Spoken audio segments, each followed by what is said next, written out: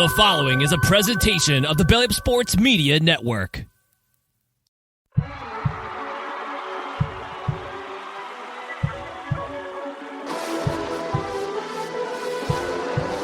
ball sends it over to Edward Robles. Goal! Insert name FC!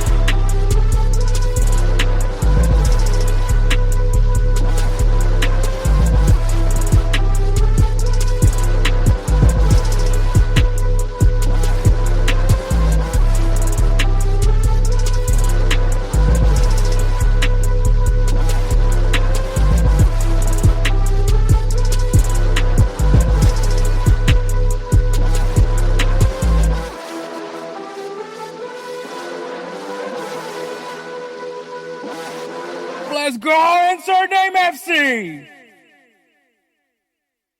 Hey, what is up, everybody? My name is Hector Flores, host of the Insert Name FC podcast, a member of the BellyUpSports Media Network. You can find us on all things podcasting, Apple, Spotify, you name it. Check us out at Insert Name FC. You can also find video clips, shorter videos of these recordings on our YouTube channel at Insert Name FC. Currently, we're at 7.5K subscribers. So thank you so much for everybody that has subscribed to the podcast and watched our videos and given us our likes. Very much appreciated on that part. And also follow us on Instagram and Twitter at Insert Name FC. We post clips. We post obvious graphics, and we try to keep you guys informed on other things that we're doing, not just Insert Name FC, but also things we do with BellyUpSports and GolzTV, which that will segue into. You can also find video versions and the full audio podcast also on GolzTV. GolzTV is a service that provides you all the soccer content that you want here from the United States. But it's not just the United States anymore. It is international bound as well. So go ahead and check them out, golz.tv. Also, check us out on TikTok at insert.name.fc. You'll find clips from these episodes over there as well. This episode is going to be pretty straightforward. It is our preview for the 2024 Olympic Games, the soccer portion. It's going to feature Kelcey, Coyne of High-Low Sports and Jose Tellez of GolzTV. So really cool preview. This is the first time we actually previewed the Olympics, so we'll see how that goes. So this is kind of like what I was referring to last week, where maybe we're gonna try to make the give us an off season, but obviously when there's like a tournament, we'll still cover it, but the episode will be more pointed towards that tournament, so we won't talk about matches or, not matches, but talk about headlines or transfers or anything of that nature till we kick off the season. So that's kind of what I was going with this. So it probably makes the episodes a little bit shorter, and it kind of will make the episodes more scarce because of the fact that obviously, like I said, kind of want to have off season, so I don't necessarily want to overwork when we're in season. It's going to be every week a new episode, so that's what's going to be the plan from here on out. So trying to get used to this kind of format. This episode is probably not even going to drop Friday. I think it's actually going to drop like the day of the Olympic Games. So I'm also going to have to really work my butt off on making sure that this is edited and ready to go come Olympic Games. So I'll be really excited. It's really going to be exciting, man. I can't wait for it. But yeah, the Olympic Games, it's obviously every 4 years. It's an awesome competition. If you guys have never watched any of the Olympic Games, put it on. Just turn your TV on. You're gonna find something going on in the Olympics. So it's a really cool. It's a really cool competition. It's really fun. It's probably like the one of the only few occasions where you care about gymnastics and track and field. No offense to the people that actually compete in those, but obviously just because I'm just saying. But soccer is part of the competition, and so I can't wait to at least cover the soccer part of the Olympic Games. So nothing really much else to say. So just kick back, relax, enjoy this preview of the 2024 Olympic Games over in Paris, France.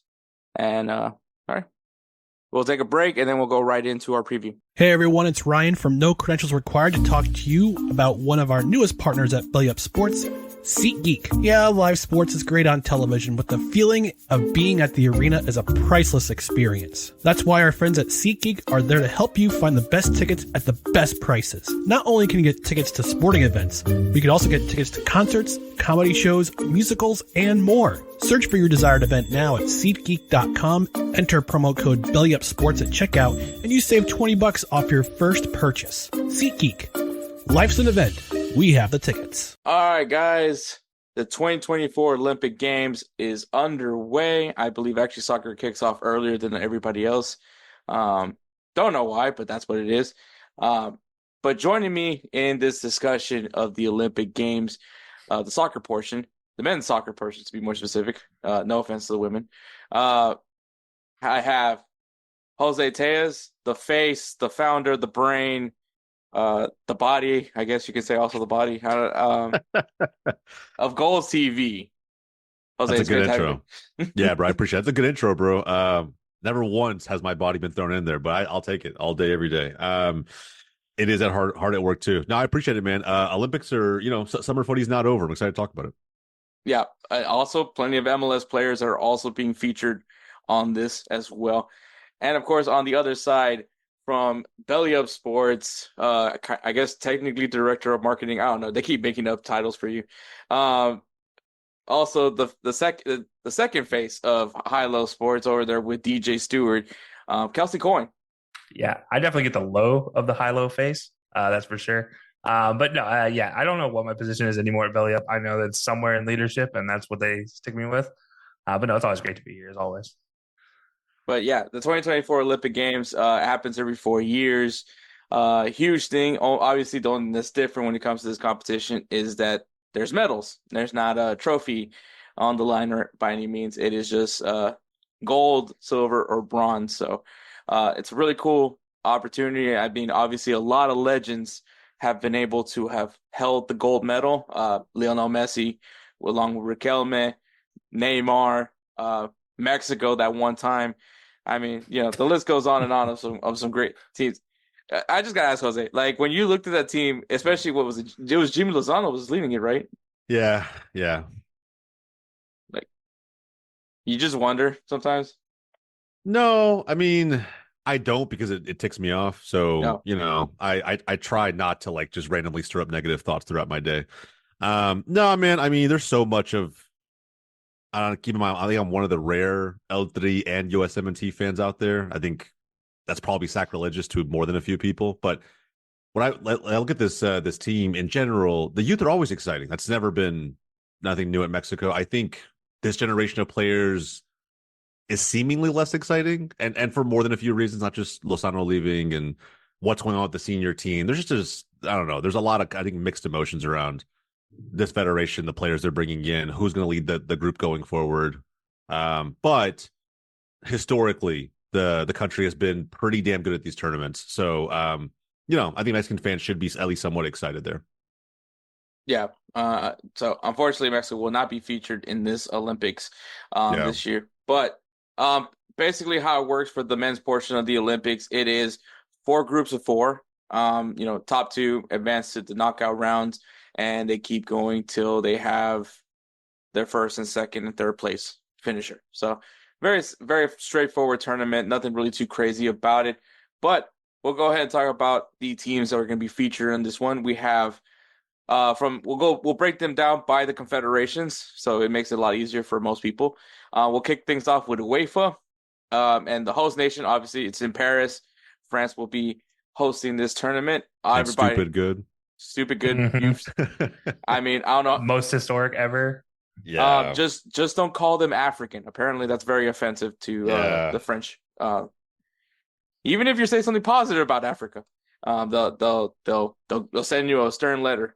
I forgot what was that comedian, but this.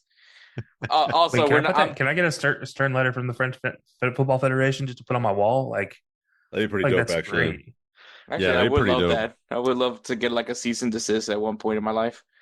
From a federation like that for this, that would be fantastic. That would literally be my credentials for forever.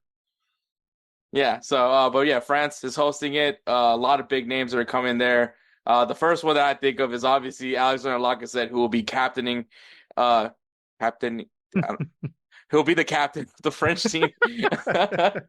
Yeah. So, Laka. I'm sorry. I really don't know. I'm an Arsenal fan, so it's just like, a lot of mixed emotions when I hear that name, just in general. But he is, hey, Ligue 1, he was performing this past season. Got to give him his credit. A lot older, so he'll be the veteran in this group, which is good for France. But let's be honest, man, I don't even know if they need it. This French team, you probably could sub them into the Euros team that competed, and it probably still relatively get the same results. I mean, it's kind of stupid how many players they have access to for that nation. Yeah, no, the French, like we just joked about it just a minute ago. The French team, especially the U23 setup, is crazy when you consider half of their players are playing first team minutes anyways because they're 18 to 23 and they're already playing first team minutes in Ligue 1 or League 2 or you name it. They're playing somewhere, and it's kind of wild that they're like, oh, well, we're gonna bring back one of the best goal scorers in Ligue 1 history in Lacazette and see what he can do. And obviously, when he went to Arsenal, different conversation there. But in Lyon, he's done pretty famous for scoring goals at least. So yeah, no surprise that he gets the call for this one. It's kind of his bread and butter. So I don't know. Yeah, the French team is just silly. Bro, can we talk about really quick though how Jean-Philippe Mateta got called up, right? And I mean, a lot of it's for the last 6-7 months in his time at Palace, which, by the way, career-wise, probably the best stint in his career, general, right? The amount of goals he was scoring. Bro, just imagine, right? Like a U23 center back, like an up-and-coming nation, and that's the forward you have to guard off rip, right? Like, for those who aren't familiar with this man's stature, I mean, he's huge. I don't even know how tall Jean-Philippe Mateta is. Guy's a truck of a player, just running through defenses. Pretty good shot, pretty good skill for a striker, but I don't know, his physical nature will be interesting, I think, to really kind of watch. He's good at the senior level in terms of physicality wise. Man, I imagine he's going to be just pushing his way through defenses this time. Literally a man amongst boys is going quite literally. Yeah. And he's a player I think a lot of people will be watching just because of this recent form he's had with Palace. So and that's going to matter how big he is now. He is 6'4", by the way. Yeah. Guy is huge, bro, and built like a truck, man. I mean, this guy's not no slouch in any way. Even at 6'4", he's even big for 6'4", I feel like. So yeah, I don't know. Defenses have fun. I mean, this guy could be the tight end in the NFL right now. So he can be a starting two guard in the NBA. So good luck with that. Yeah, this is just the silly part about France, right? They can just do that. They can pull a name out of a hat, and you're getting somebody who, in the grand scheme of U23 football, as an overage player, is probably going to be one of the top 10 players in the tournament. And it's, they joke they have an A and B team for any tournament they want to do in the adult setup and the full men's team. In the youth setup, when you can include overage players, it's infinite. Like at this point in time, just have fun, throw darts blindly, spin the bottle, but instead of that, pin the tail on the donkey, whatever you want to say. I don't care. It's crazy. Yeah. With that said, if they choke, oh yeah, Thierry Henry's reputation as a manager that he's trying to build up, I mean, all that shit might go out the window. It's a pretty rough reputation right now, as it is. It is. It's rough, bro, but it can hit another level below that if he takes this stacked France team to the Olympics and just not botches it, but just falls short of the expectation. I don't know. You're right. It's already down bad, and it would be down horrendous after that type of performance if that happened. No, guys, I mean, you're talking about a potential front three. I'm sorry, Kelcey. A potential front three of Alexander I mean, maybe potentially see Lacazette kind of playing that 10 role, especially where he's at now in his career. But if you have Jean-Philippe Mateta, and then you have his partner from Crystal Palace in Michael Olise, I mean, that's crazy, bro. It's just insane. You have a really good front attack already as it is with France. And I mean, Castel Lukeba is a good name to look forward to from RB Leipzig as well. This team is very much loaded. A lot of guys that probably, if they weren't French, probably be playing for some good national teams. Well, maybe not good national teams, but be starters at other national teams. So if they weren't French, they'd probably be the best player in their generation. in almost any other national setup, maybe outside of Spain or Germany. But yeah, I think almost every other national team setup would be top tier. And by the way, the one thing I was going to say about Thierry Henry, don't forget, guys, he can always hang his hat on the fact that he got the best out of Kylian Mbappe, supposedly. So, I guess that's true. Still a little trophy, maybe. Hats off to him, I guess. So in case you guys aren't really familiar with the Olympic rosters, it's strictly U23, but each country are allowed to have 3 players over the age of 23. There are some players that are featured that are 23, but since they were born in the year 2000, they are deemed an overage player. So just so you guys understand, like, how essentially this tournament is run. I think it's also to make it somewhat fair. I think the basketball should probably think about that part, especially they used to do that, right? They used to do just amateur players, and then the USA got beat one too many times, and they said enough of this, and they changed FIBA rules. So that's usually the case all across the board. It was like hockey that way too, like until they started doing dream teams. So, yep, that's true. That's very true. But yeah, so that is the host, France. Spain also a very strong team. I mean, literally just came off the Euro. We're talking about a lot of young players over there with Spain. Some of their players to note is as far as the older players is Juan Miranda from Real Betis, and Sergio Gomez from Man City. What a shout. He's got to get playing time somewhere. It's got to happen somewhere. Not happening at City. Again, add in a national team look that you can have an A and B team, and then your youth squad with 3 adult players. You could just pull B squad players off of professional league teams, and they're going to be, again, a top 10 player probably. Yeah, but this is legit. This is legit. Like Sergio Gomez's like tune-up, tournament for the season. Like this is his preseason. This is basically what it is. Like, I mean, respect, but yeah, it's tough. forget the Shield. It's going to be all about the Olympics first, and then the Shield. Yeah, absolutely. But yeah, so Spain's going to be another. I'm sure a team that's a lot of eyes are going to be on. Obviously, as far as their U23 players, Jose's favorite guy, Eric Garcia. I know, I know he's going to be right up there with Lacazette for me. Yeah, definitely. Fermin Lopez, if you're a Barca fan, definitely are looking forward to see what that kid can do. Kid's very fun to watch for Spain. Yeah, I hate that I have to keep glazing so many Barca players so far this summer because, like, obviously I had my whole piece on Lamine Yamal, and I mean Fermin Lopez, dude. I love watching this kid play. But obviously unfortunately he also plays for a team I despise. But I respect. It's different for Barcelona. I respect Barcelona. I hate Tottenham. I wake up hating Tottenham, so it's a little different. But yeah, it's funny how, like, I've been praising way too many Barcelona players this summer. There's a lot of youth in that setup, bro. It's just how it is.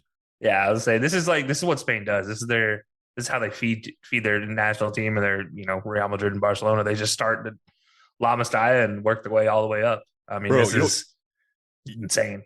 Yeah, it really is. It was crazy for Fermin specifically. He went to the Euros, right? But didn't play. I mean, he played like a couple minutes, I think. Yeah, maybe one of the games in the last few minutes. But now, as a kid, right? You get a chance to play, so you're warm. You're good to go.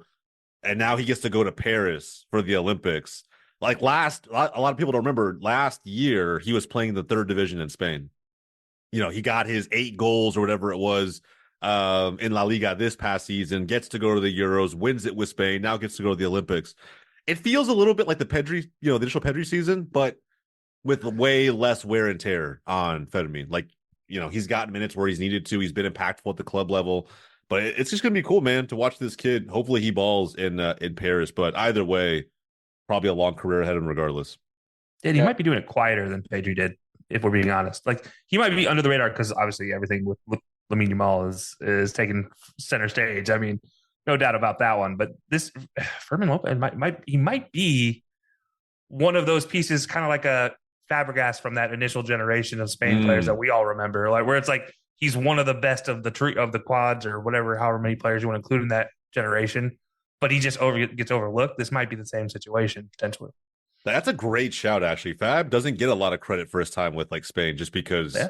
I mean, it was the Xavi and Iniesta Busquets show, so it's like he's a false 9. He's not even really a striker. He's kind of playing out of position. Yeah, I mean, I could see it. It's not even just Fermin, right? We talked about Lamine Yamal, who didn't go to the Olympics because of the Euros, but Kubarsi, I believe, also got called up, right?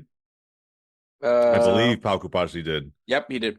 Yeah. So I think, people calling him the Pique regen. I don't know if that's kind of a crazy shout to give him at like that young of age, but he's someone I'm personally excited about being a defender my whole life, just to watch him play. So I'll be tuning into Spain years old as well, so that's gonna be... he's gonna be one to watch. And dude, he was starting in the Champions League against Napoli. You know what I mean? Like he's had a crazy year and did very well. So I don't know, man. We'll see, but a lot of youth to be excited about if you're a Barcelona fan. For sure. The other two countries in UEFA is going to be Israel and Ukraine. I just wanted to bundle them together just because of the fact that it's an interesting two countries to come out of UEFA. Not going to talk about anything else besides soccer no political. We should keep that moving. Yeah. But next. Ukraine bringing in definitely a guy, Dmytro Kreski, give one of those 23-year-olds that was born in 2000 from Shakhtar Donetsk. I think that's going to be a guy to keep an eye on in this tournament, just because of the fact that Shakhtar Donetsk always just somehow has this one guy that everybody's willing to pay a lot of money for. Hopefully, it doesn't pan out like Mudryk, but hopefully he gets the payday like Mudryk.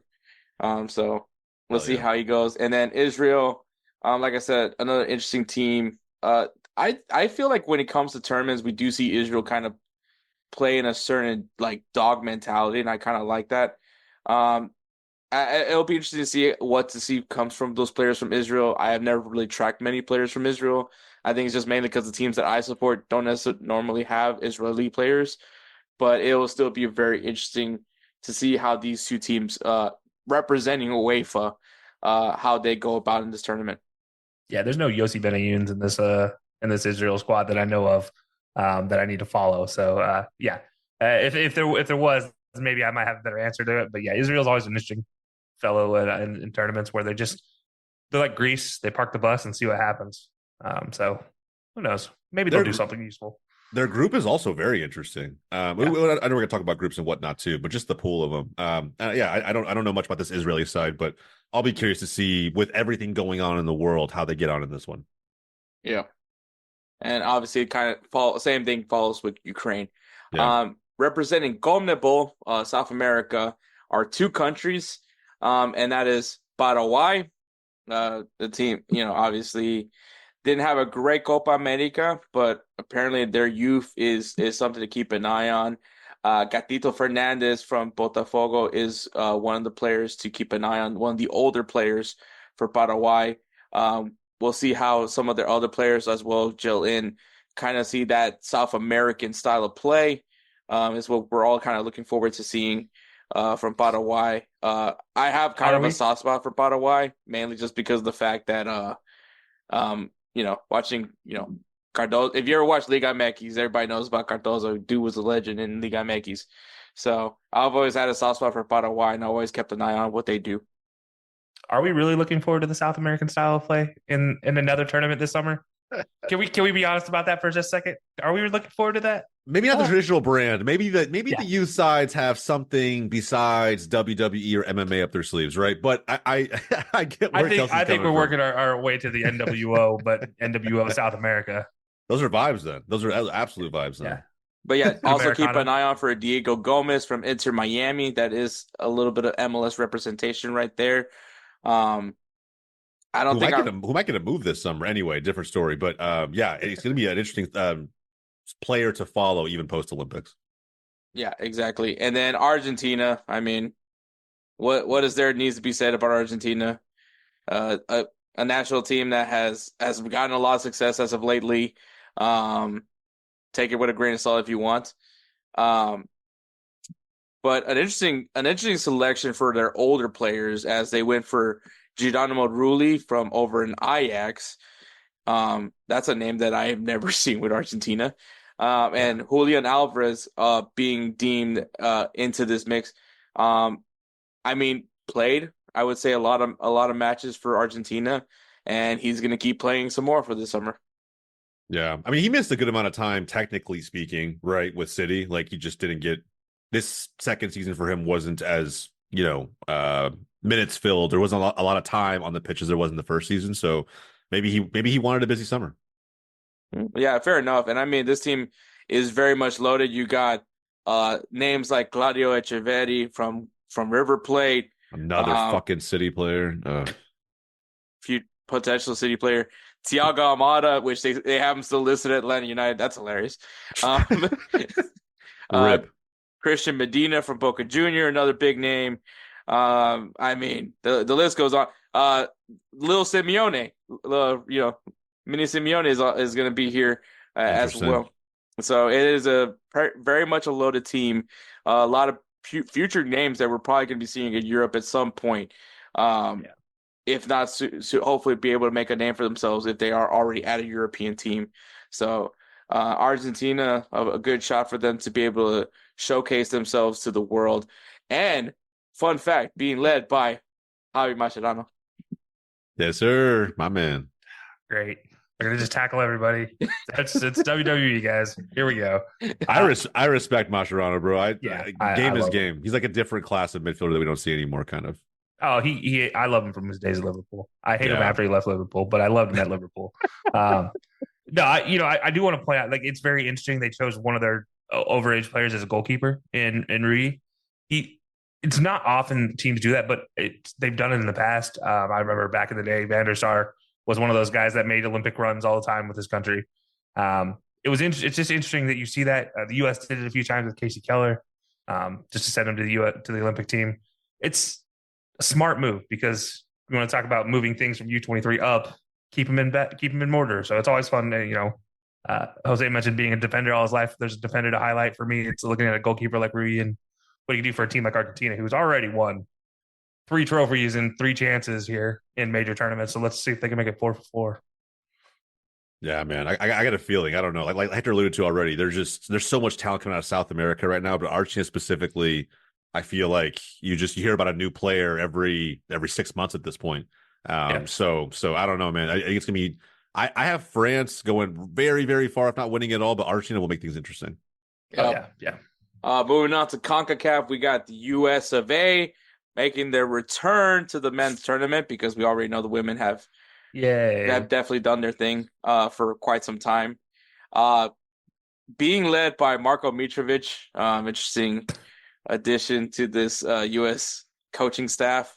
Lots of names for USA. Obviously, they kind of went an interesting route for their overage players, as their additions are Walker Zimmerman from Nashville SC, Miles Robinson from FC Cincinnati, and Jordi Mihalovic from Colorado Rapids, which I love the Jordi call-up. I think that I like them out of all of them. I like that one. Walker Zimmerman, Miles Robertson, I'm like, what else are we getting from these guys at this point in their careers? No offense to them. I've appreciated Walker Zimmerman for quite some time, but I feel like that was an opportunity for somebody else, another potential young defender from America, to showcase their talents in some sense. Wait, those exist? I must have missed those in the Copa. Or I mean, CC. It would have been great to see CCV or something. Yeah, I think there's some guys that they could have chose that were better overage players too. I don't want to see Tim Ream though. No more Tim Ream. Let it go, please. I'm hoping so. I think he's kind of getting to that point anyway, right? 37 guys coming to MLS now. Like it's a changing of the guard at that level, right? Where we're picking the same, overage dude time and time again because he's reliable. Yeah. I get it, Mr. Reliable in the back to an extent. But yeah, man, I really want the focus to be on this next generation of talent. Yeah, Miazga would have been perfect here if we're being honest. Like a Matt Miazga, a guy who's kind of overlooked in the grand scheme of the U.S. defenders nowadays. So why not put him in with the U23 national team and see what he can do? He did well in youth tournaments in the past. That's what got him into Chelsea. So yeah, that torn ACL that he got, or what I don't know what it was that ended the season with Cincinnati. Yeah, it's unfortunate. It is what it is, but I think they'll still overall be okay. But we'll see how they do without some of that experience. Yeah, definitely. I think some names that I would look forward to seeing is Gianluca Busio. Definitely want to see him take that next step, especially if we're looking for depth in the midfield.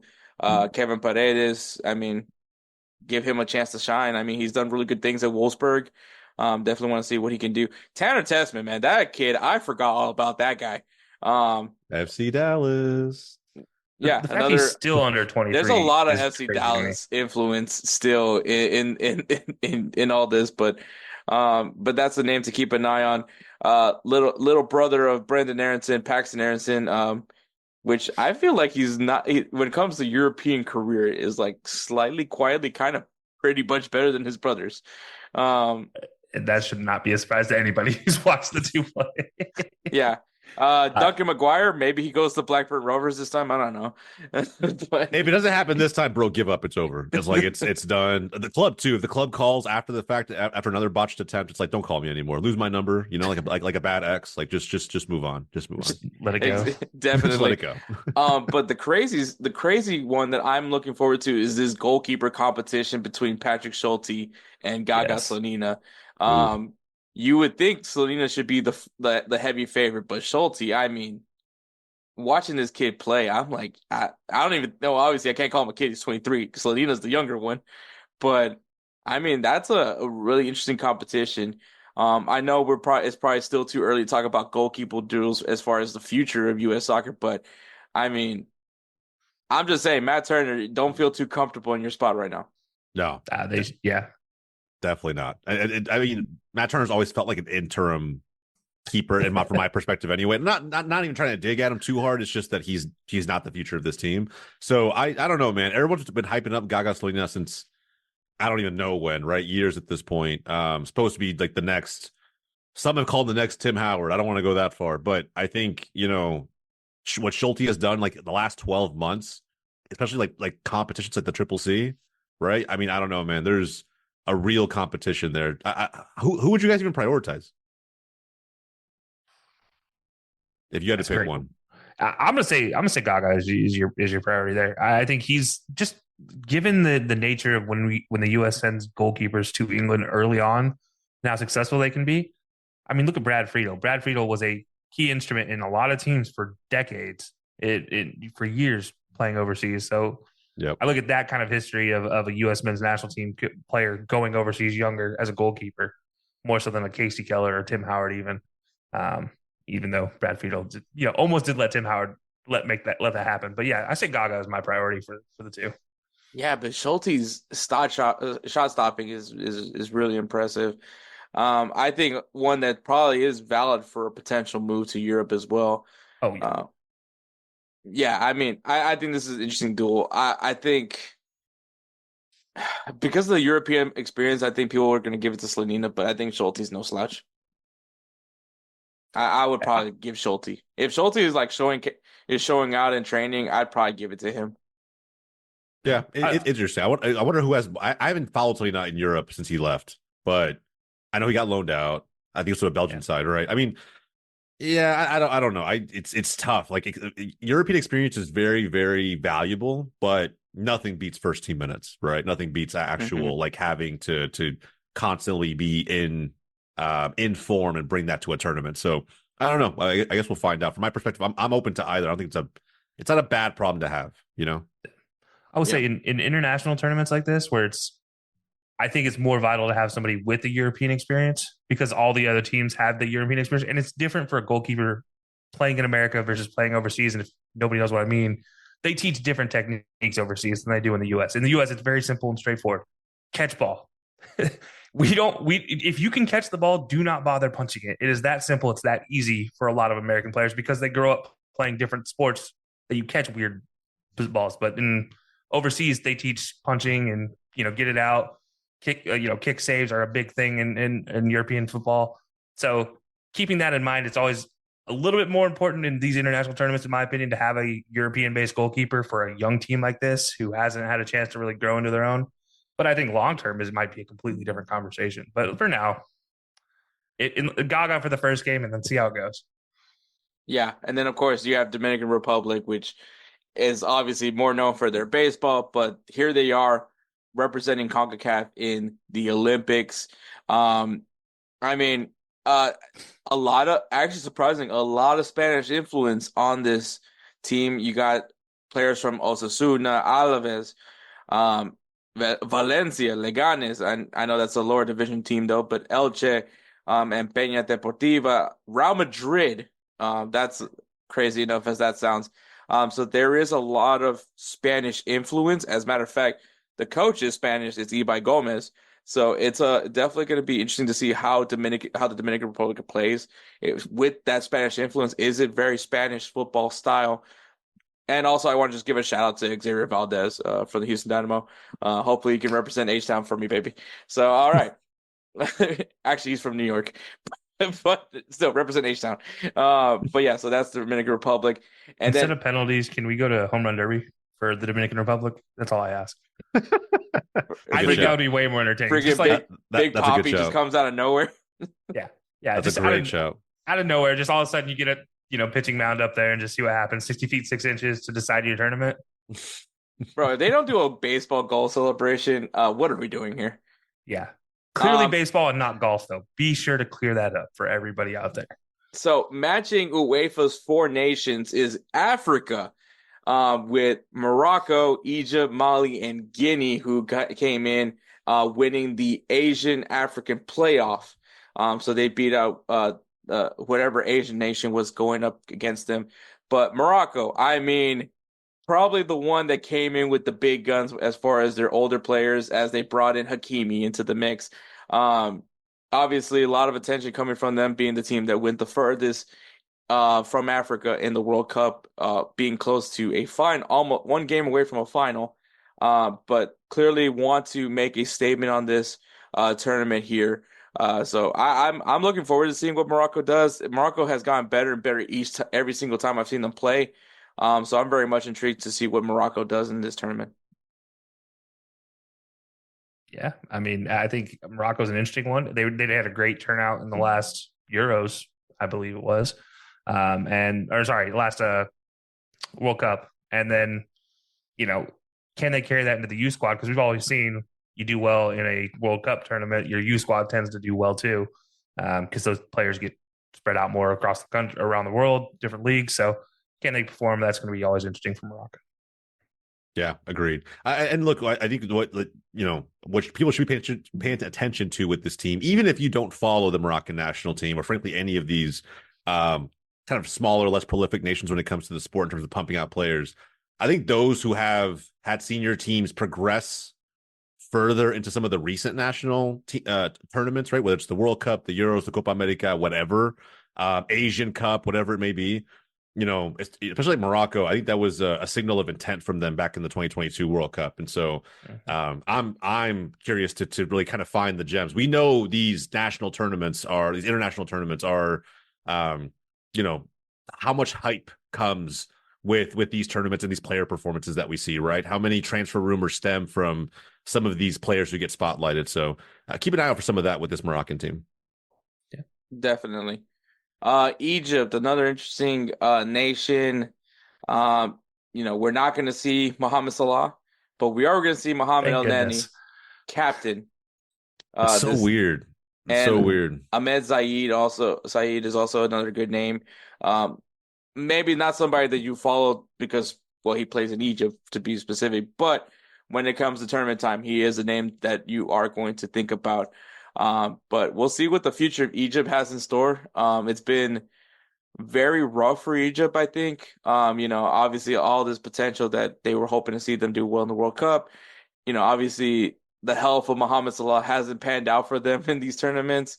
But I mean, aside from that, Egypt holds himself pretty well, despite not having Mohamed Salah on the field. So we'll see what the future of Egypt can do in this tournament.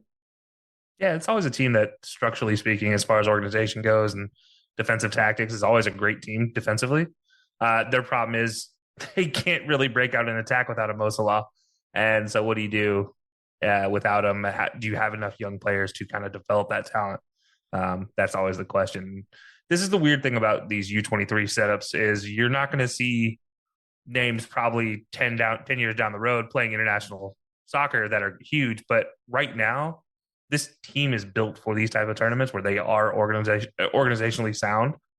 And all they need to do is poke one or two past a goalkeeper on the other side, and you got yourself through the group stage and you're in a knockout. So we'll see what they can do. But, it's always interesting to see teams like Egypt who have a big name in the adult setup or have a couple of big names in the adult setup, but with nothing really to speak of, younger that do well. Yeah. Now, the opposite of that spectrum, man, I mean, Mo El Neni captaining this side, I said before, it's so weird to me just because, I don't know, man. I mean, look, again, another one that just doesn't get hasn't gotten a lot of minutes with Arsenal in quite some time now with the, the back-to-back title races and whatnot.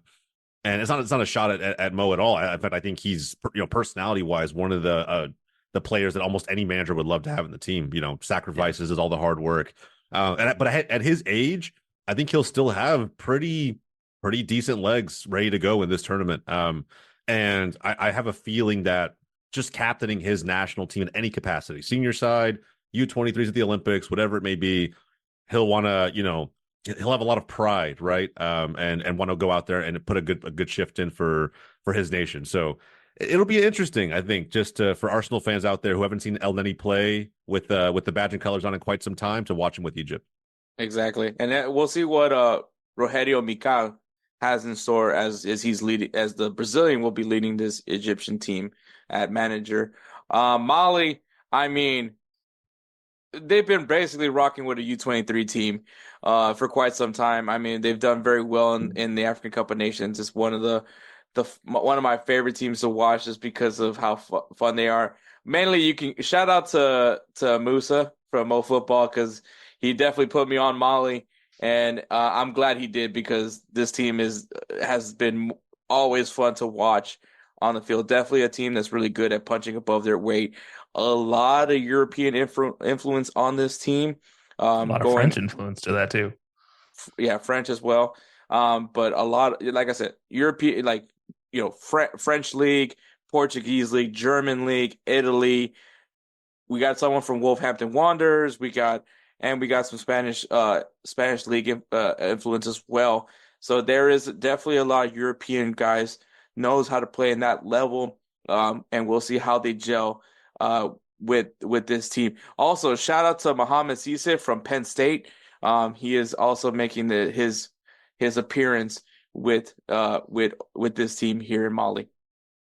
Amongst all those European names, bro, to be the one guy, right, from like Penn State, it's got to be interesting, right? Just the dynamic of it all. But yeah, look, a lot of talent, a lot of young talent, which is going to be exciting to just watch if you don't know anything about this Mali team. Which I'll be honest, I'll hold my hand up and say I don't know quite as much about this team, but with that amount of experience at a pretty high level, you just got to imagine, right? A lot of technical ballers on that pitch all at once. It should be fun. Yep. Yeah, and a lot of European, we kind of joked about this with the French team, right? They have a lot of other players that come out of African nations. Well, kind of the flip is true, is that a lot of African nations have players that play in the French leagues. And there's nothing wrong with that. It helps to grow them. But what's interesting about Mali, for example, is they're split amongst France, Italy, and Germany, really, mainly. And it's going to be interesting to see those three mentalities mesh for youth football because they are completely different from how a lot of different countries play. So it'll be interesting to see how they can do in a tournament setup like this. And then, of course, you have Guinea, who won the playoff against the Asian team. Naby Keita is the name that we're all going to be thinking. He is the captain for this team. Similar to what I said about Mali, a lot of European influence, French, Turkey. So this is, once again, kind of similar to what Kelcey, basically what we could say about Mali is the same thing you could say about Guinea. A lot of European influence. And obviously, it could be a player that was born in France, has parents that are from Africa, and they chose to play for that for that African nation, which it's very common in throughout sport. And a lot of these guys do play through the French youth system. So take what they've learned there, apply it to their national team, and it makes them a lot stronger. And Guinea has been one of those teams that has gotten a lot stronger. And I think it's because of that. Yeah, and don't be surprised. There's going to be a couple of these names people might recognize if they follow Barcelona or another European team. So there is a little bit of namesake to Guinea, and there's a reason they got through the tournament or through the playoff. So they could make a splash if another team's not careful. Yeah, that's true of most of the African nations, to be honest. There's a reason why all these European squads are recruiting from there. There's a reason Mourinho said it a while back, right? Like if every player had played for their place of birth, if you will, how much different the landscape of international football could look like. And I think it's going to be almost proven to an extent in this entire tournament. Yeah, there's a reason that Ghana knocked out the U.S. almost three tournaments in a row, it felt like, or at least they met up in the knockouts 3 tournaments in a row. Yeah. Like, come on. These countries aren't anything to sleep on. Big facts. Exactly. I'm gonna just go ahead and mix in Asia and Oceania because Australia plays in the Asian Federation now. I guess they got too good at Oceania. They got way too good in They Oceania. kicked them into Asia.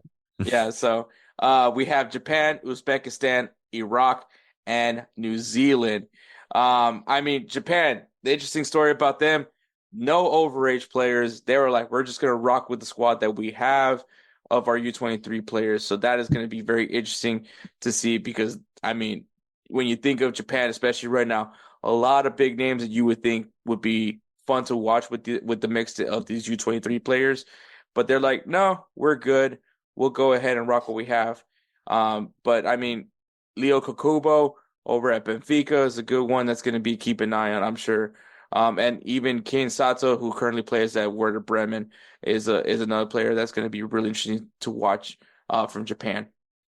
Yeah, this isn't your father's Japan team, that's for sure. This team is way too good for the fact they don't have any over 23 players.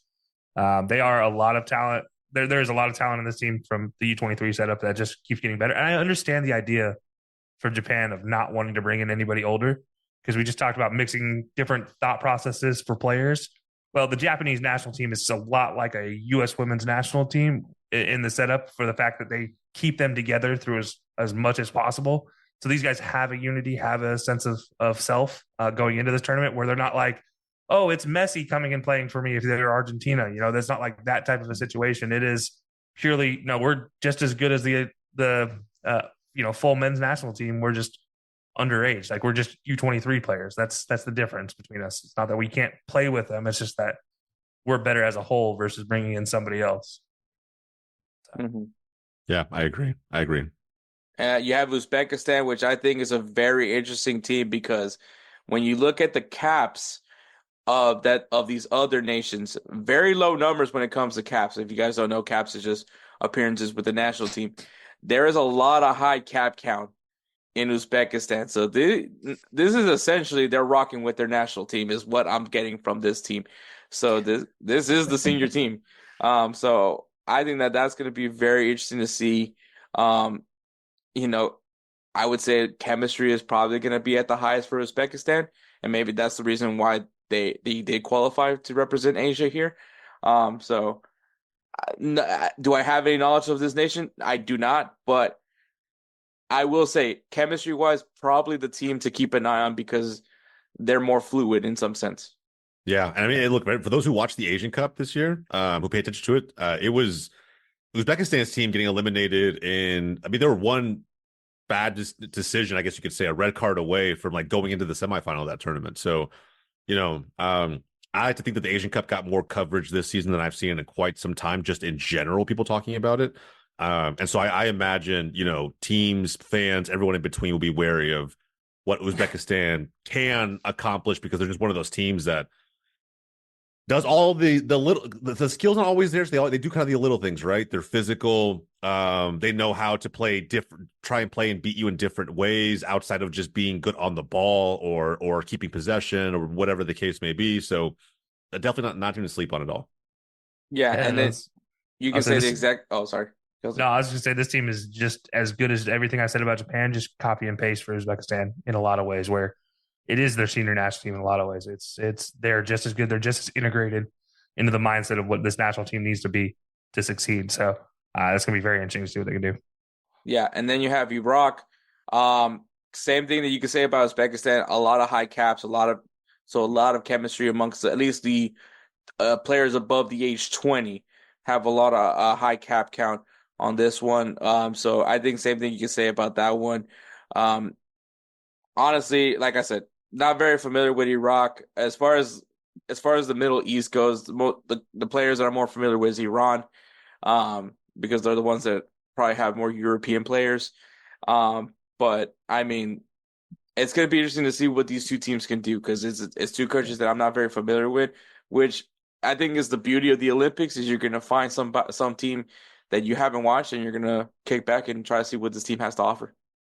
Yeah, it's really unique that all three overage players all came from the same club too for Iraq. That's it's not normal in a lot of ways, and that's very cool to be able to see that type of camaraderie. It makes you wonder how integrated they already are with the rest of the team, considering those three are already going to be on the same page. And if they're the spine of the team, like they supposedly are, it makes a lot of sense to integrate them together. So we'll see how that goes. But I mean, all those teams, it's interesting. And then we got New Zealand, which I'm excited because I want to see the haka.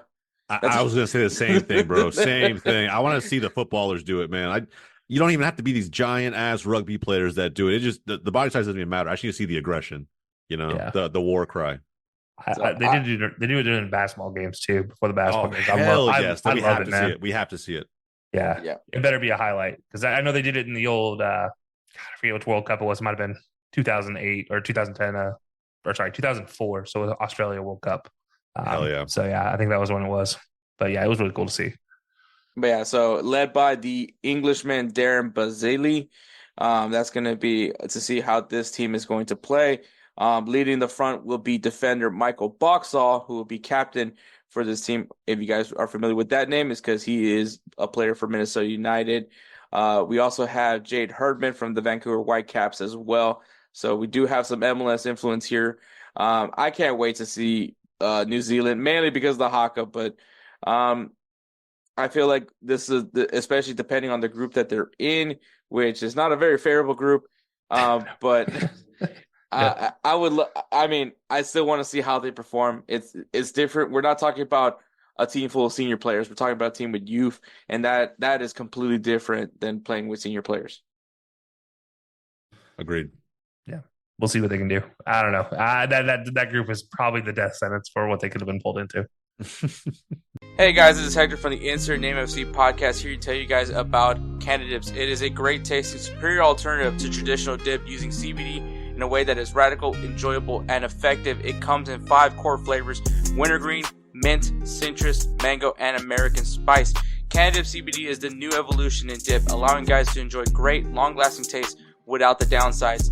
If you guys want to go ahead and try them out, use the code BellyUp20 at CanadaDipCBD.com. Once again, BellyUp20 at CanadaDipCBD.com, and you'll get yourself 20% off your purchase. Thank you again for Canada Dips for being a great partner of BellyUpSports.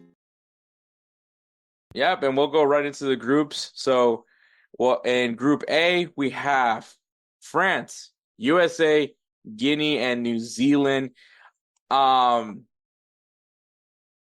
Yeah, this is just, I'm just going to say this is just bullshit. Good luck, everybody. Good luck, everybody. Yeah, because this France team is still pretty nice. Like, even without an Mbappe, without a Camavinga, without, I'm not going to list all these names. There's way too many names. But, I mean, this team is still pretty much loaded. And I think it's going to be a pretty tough team to face off against. I think France has done very well throughout the system to keep the same ideology, which is something that I think it's crazy that not many national teams have thought of. But here we are. And USA so I'm guessing we're all on the same page here that we think France is going to come out on top of this group. Yeah. Yeah, without trying to be overly optimistic, yes. Tuesday's the game. Tuesday's when they play each other, right? So, like, we'll find out, in just a couple of days' time, like whether or not USA can hang with this team. But the expectation for Thierry Henry's men is very, very high. Very high. Yeah. Yeah. And when it comes to second place, we got USA, Guinea, and New Zealand. Like I said, unfortunately, New Zealand is in this group. Guinea, I think, is going to be a lot tougher than people think it's going to be, which is what kind of scares me when it comes to the U.S. And I think it doesn't help right now that the U.S. doesn't necessarily have an identity. And I think, I don't know, am I being pessimistic right now with the U.S. or Nope. No? No, I think it's safe to say it's probably the scariest situation for this youth setup with the U.S. men's national team to be in right now, where you're in between managers. We all called for it. It doesn't surprise anybody. But you're also going into a home World Cup where there will be players from this squad in that World Cup team potentially. So the question becomes, how can they perform now to show themselves for that World Cup?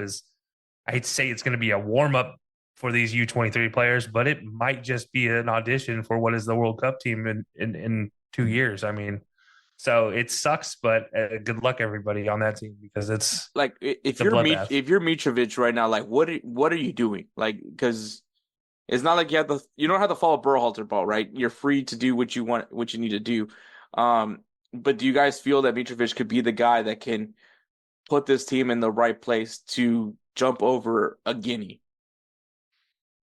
I think he'll benefit from playing France first. Yeah.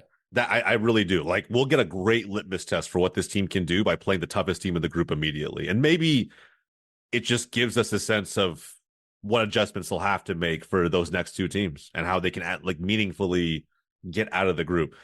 I don't see a scenario where they win that opening game, but I guess if they were, then the expectation raises even higher, right? Like, okay, well, then we should expect them to potentially win this group now, having taken down the best team. But it's never that straightforward. So tournament play, every game matters, every inch matters. But I think they do benefit quite a bit by playing the toughest team in the group available first. Yeah, I think this is also a situation where you ask what he's going to do. I think you just let players play, and I don't mean that in just let them go out there and have fun. I mean, use what these players are good at. Simply put, the U.S., and I've said this before, Jose, you've been here for me to say this. I think the U.S. team, in the grand scheme of the world and national teams, what they lack for in technique, they make up for in athleticism. And let them use that. Let them abuse that. And as much as we praise France, sometimes in their youth setup, they get a little too set on tactics and skill on the ball rather than athleticism to go with it. And so there is a chance to potentially maybe make an upset in the game one. I'm not going to count on that. It's a very far chance. But for the rest of the tournament, you kind of have to use that to your advantage. Let your tacticians, let your on-ball playmakers, let them handle all of that. But you let your athletes just wreak havoc down the sides of that field and just see what happens. Because something's going to happen in the U setup. U23 teams are not Barcelona and Real Madrid. They're not tactically sound. That's as much as I like to praise some of them for being that way, not all of them are. So just if you're Mitrovic, you just have to kind of let it happen and see what happens. And it's not going to be pretty. It's not to be give you a long-term job potentially, but at the very least, you're going to have fun while you're doing it. Big facts. Yeah. I think just to reinforce that, just play to win, and playing to win doesn't mean keeping the same identity the entire time. If you're losing, adjust. If they're beating you in a certain part of the pitch, adjust. And that may mean trying to play less technically sound football and just be pragmatic, right? Like, go at them physically, play more balls over the top, be more direct, whatever it really takes, but show that the results matters more than how we play the game, at least for some of these tournaments. Or that you tried hard. I hate to say it, at least you tried. Moral victory right now could be the case in certain situations where at least it's going against France. Like, just show there's a soul to that team where you don't need a manager from the adult setup to matter for your U23 setup. I agree with that. I think obviously France is going to be winning this group, but the team coming in second. Anybody here to see the U.S. being that second place team? Yeah, why not? I'll be the one to say it. I can. I think it's very realistic. But the team hasn't been here since 2008. Yeah. So that's one thing to consider, right? Is like, that's the downside to this, is that all of our men's players have only been getting experience through the senior side if they're playing internationally. The U20 setup is different too, for a number of reasons with the youth national team. But yeah, I think that there is a downside to how we're building our expectations up for the performances we're about to see. But at the same time, I think we can all say we expect them to get out of the group. Yeah, I agree. I think it is a little disappointing in some sense that we aren't calling up the guys that are U23 eligible from our senior team. I think that was a missed opportunity. So that's where I'm kind of like, I wish. I mean, and also obviously it also comes back to the clubs. The clubs have to be willing to let their player go from competing Copa America and then come into compete in the Olympics. And so that's also another issue. But I mean, Julian Alvarez just did this, is doing this right now. And we can even say the same thing for Fermin Lopez, which, maybe some people can say it's a different situation. But I feel like the U.S., if they really are trying to make a statement, they need to try to take advantage of this opportunity, because even though this isn't a FIFA sanctioned tournament, it's still an opportunity to grow chemistry. It's still an opportunity to grow, figure out what this team is capable of. And these players as well. So I think for me it's a missed opportunity, but I think that the players that we do have featuring on this team, minus Diego Luna, who I would have preferred to have seen in this group as well. I feel like this is still a really good group of players. I think Walker Zimmerman against some U23 players could be not that bad. Miles Robinson and Walker Zimmerman are still going to be a sturdy back line, so I'm fine with that. I can't wait to see Caleb Wiley, but yeah, I see USA coming in second. Yeah, it's interesting though, because it's not like these players for the U.S. team you just mentioned that aren't getting called in. It's not like they had a long summer of tournaments. They played for 2 weeks, if that, and you might even question whether they actually played a full 90 minutes in some of their cases. But I think that's part of why they're not being called in. Is there's so many questions about their mentality that this is a situation where you just can be like, all right, well, let's show the next manager of the U.S. men's national team what the up and coming players are going to look like. And I think that's what this is for the U.S. is it really is just down to you got to show that heart at the end of the day, show that you understand what it means to wear the red, white, and blue on your chest. While it's not going to be the same badge that the full senior team wears, it doesn't matter. It's still the red, white, and blue. See what you can do with it on your chest, because that's all that matters for the next manager of the U.S. men's national team. Yeah. So we got so that's Group A, France and USA. I think that's the consensus at this point. Group B, we have Argentina, Morocco, Iraq, and Ukraine. I feel like this is pretty straightforward with Argentina and Morocco. Any is it any arguments here? No. I think Iraq could be interesting. Just for a number of reasons that don't necessarily tie back to the national team or to the senior national team. Although, if our good friend Xiaoyan was here, he'd probably build up a lot of hype for, I guess, maybe some of the youngsters coming through. But at the end of the day, I think it's Argentina and insert team. I really do. I do think that like there's going to be a lot of competition for that second spot. I don't know if it's as straightforward as giving it to Morocco, but it wouldn't surprise me if they got it. So I don't know. I might be sneaky here and say Iraq. Like on paper, it should be Morocco, right? Like on paper, it tells me that the team that has the guy that plays for PSG should be the team that wins. Unfortunately, games aren't played on paper. It's going to determine, how good Kelcey, does this team you did attack? mention it. Most of these guys play on the same team, on the same club team. I know, so. and it's I'm saving that wild card for another group. But I think it's going to come down to that head-to-head match for Morocco and Iraq, and also I think it's going to play a little bit into how does each team perform against Ukraine? Because if there's one of the teams gets surprised by the Ukraine, then that's an issue, and I wouldn't be surprised if that team is Morocco, if I'm being honest. That gets surprised. So yeah, Iraq might be a 45% choice for me, but 55 is going to go still to Morocco. Okay. I mean, I'm with Argentina and Morocco. But I do love the potential upset with Iraq coming in there, though. I think that's a good shout by Jose.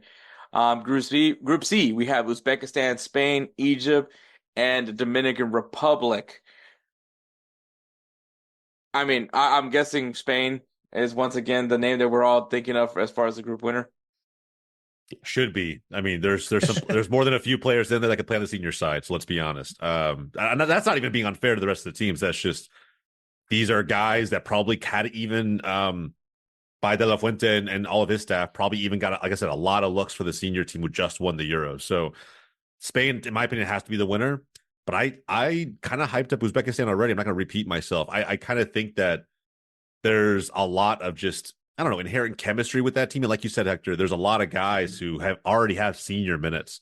And so a lot of fans might sleep on them because they don't watch maybe international tournaments like the Asian Cup, but I feel like they might be my second team. I'm actually with you right there. I am with Uzbekistan. I don't know about, there's just a lot of questions with Egypt for me. And I'm sorry to diminish. Sorry, Xavier. I know I should probably believe in you, but I've also seen your guys' results. But I love you though. I love you like a brother. But yeah, no. I mean, I think Dominican Republic could be a fun team. I think they could surprise some people. But I think Uzbekistan sturdy. I think it's a lot of chemistry there, and that's an important thing when it comes to tournaments. Yeah, Agreed. yeah. I just said I was going to save it for a later group for this the team that's been together forever. Yeah, here it is. Uzbekistan, the number 2 in this group for sure. I just had to make sure they weren't playing Spain in their last group stage, just in case they might be able to sneak that first place out of the group. But no, they play Spain first as well, so that's not happening. Sorry, Uzbekistan. Spain's coming. They're coming out swinging. Yeah, Spain's coming out for all of it in that first game. Yeah. Hey man, I mean they've already dominated the Women's World Cup. I know people forget about that. They just won the Euro. Why not keep this train going for them? So that's a battle of consecutive champions in their own leagues with Spain and Argentina at this point in time. It feels like. I mean, Real Madrid also won the Champions League. It's just everything's pointing Spain, man. It's crazy. And then we got Group D. We got Japan, Paraguay, Mali, and Israel. Probably the most interesting. This is my group to watch, by the way. I'm just going to go ahead and get this out of the way. This is my group to watch because it's so open. And it's so interesting because I wonder, does Japan not having an overage a single overage player, does that hinder them when they go up against teams that do have an overage player and have probably a little bit more senior experience than the others? It depends on the team. Like, it really does. It depends on who they're playing, who those overage players are. On the opposite end of that spectrum, doesn't the maybe the principles they have or this idea they have that they don't necessarily need the overage players. I don't know. That to me, that's kind of scary, right? When you think about a team, just it's got these vibes from like 2000. When did Germany win the Confederations Cup with their B team? Was that was the last Confederations Cup? Yeah, that was the final one under Yogi Löw. That might have been 2013. Yes, before they won it in 2014. It's got those kind of vibes, right? Where it's like, the world didn't know what to expect, but the manager and the team were so confident in how they wanted to approach that little mini tournament in the Confederations Cup. Brought a B squad, right? Not even the team they'd be facing in the World Cup in a year's time. It still won the damn thing. I'm not saying it's going to happen here, but there's something in there, right? That they have to have some type of confidence in the player pool that they have to feel like it's not going to be a huge loss for them. So I don't know, man. I feel like Japan and Mali are my teams to watch. Nothing against Paraguay. I think that they've done a really good job over the course of their history qualifying for tournaments, 100%. Maybe not so much in recent years, but I still feel like there's just too many under the radar players to watch from some of these other countries in this group. I'm going with Japan and Mali for this one. I'm a flip. I'm gonna go with Mali and Japan. That's fair. Man, and here I was thinking I was going to make a splash by saying Mali and Japan is my choice. All right. Well, yeah, I think we just all hit the nail. Ball knowledge, bro. Our ball knowledge is supreme. Yeah. I think Japan is a really scary team to go up against because it's a quiet confidence with them. It returns a little bit of the old one nation, one flag, one team situation, if to borrow the old US's mantra. But Japan really kind of started that whole idea and then obviously broke away from it in the mid-2000s. But now you have a team that from the start they're going to be, a pain. But that Mali team, man, so much creativity, so much talent that could be there long term in football for a while to watch. That I'm going to think they're going to surprise Japan, at least themselves. I don't think Paraguay has enough, and Israel tactically maybe good, talent on the field though I don't know. So yeah, I'm going to go Mali and Japan for my top two. Righteous Felon Craft Jerky is the official jerky of Belly Up Sports. For over a decade, Righteous Felon Craft Jerky has led the American meat snack revolution by concocting delicious, adventurous, U.S.-sourced jerky recipes for uncompromising carnivores across the country. With 15 different flavors to choose from, Righteous Felon has all jerky lovers covered, and by using promo code BELLYUP, you will get 15% off your purchase at RighteousFelon.com. Do your taste buds a favor today and rip into a bag of Righteous Felon jerky. Yep. I'm guessing the consensus here is Group D is the group to watch here. I don't know if anybody has like a different group.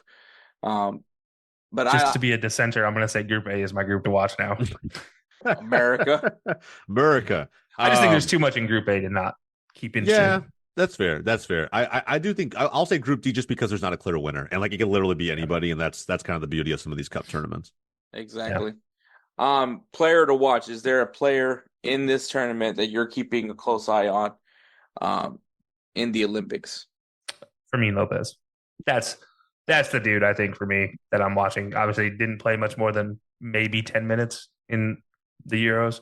But, he has a chance to be that dude in this Olympics. So we'll see what he can do. But I do think he's going to be the highlight player for this one.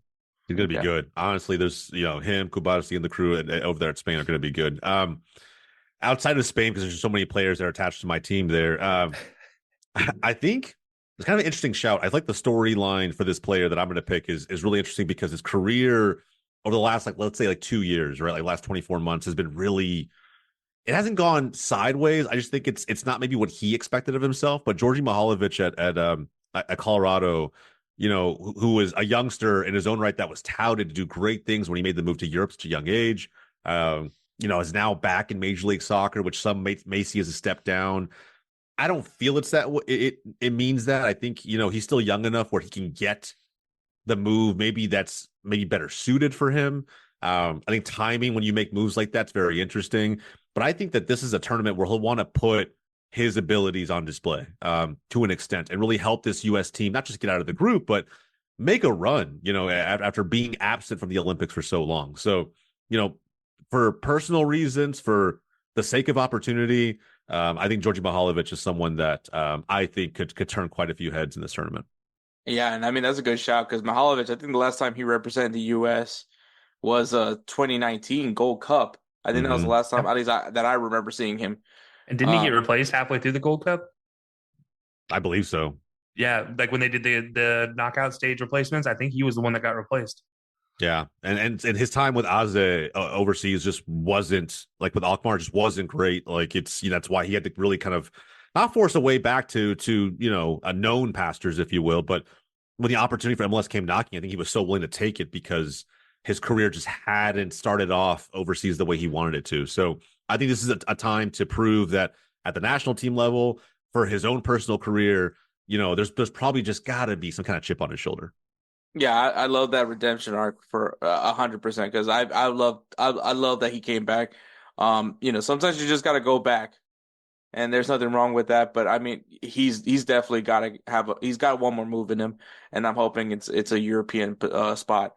I think my player is going to be Julian Alvarez. I think, first of all, coming off, I would argue a very disappointing Copa America for him. Obviously he got overshadowed by Lautaro Martinez, who was the super sub of the century. Like I said, was vilified for what happened in the World Cup, and now here, got the golden boot and everything. I think a lot of your shouts too to top it off. Let's say he's getting Ballon d'Or shots. That's how much of a super sub this man was. He's legitimately somehow in that short list or in that running based on just his exploits for Argentina.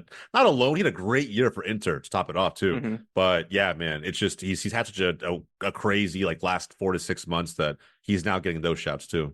Yeah, and I mean Alvarez kind of was hoping that maybe he's not in the most ideal situation over at Man City. But he's like, at least I know my place in the national team with Argentina, and it did not go as much. I don't think it went as great as he was hoping it for it to be for him. And I think that this is kind of his second chance to be like, hey, I know I was part of the championship team for Argentina and Copa America, but this is a shot that I can win the gold medal for Argentina. And I think I think there's going to be a lot of pressure for him. And I'm hoping that he's able to come up big. I think there's a lot of talent, a lot of familiarity for him with a lot of the players that are in that Argentina team. So I think that this is a good opportunity for him to showcase what he can do, especially because being in his position right now in Man City, it's a very loaded roster.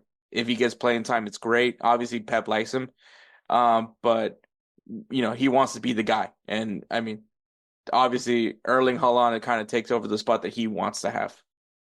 Yeah, and keep in mind, there's all these rumors about Chelsea circling, other potential teams looking to see if Julian wants to kind of get starting minutes consistently week in and week out, be the guy, even if it means giving up a a potentially trophy-laden season with Manchester City. So, yeah, man, I mean, I'm not, it's not right up there with like that redemption arc I kind of positioned for Mihajlovic, but it's like maybe there is something to prove, whether it means something for his place in the national team or potentially, his transfer stock post the Olympics.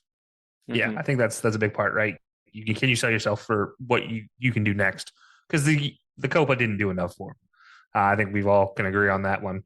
Yeah. I do want to go back to Mihajlovic for just a second because interesting little thread to pull for this one. By the way, he was brought to Montreal by Thierry Henry just before Thierry Henry left. Mm-hmm. So maybe a little bit of bad blood there. Not sure, but something to keep in mind there because he was brought in as Mihajlovic was brought in for Henry as the centerpiece for his future.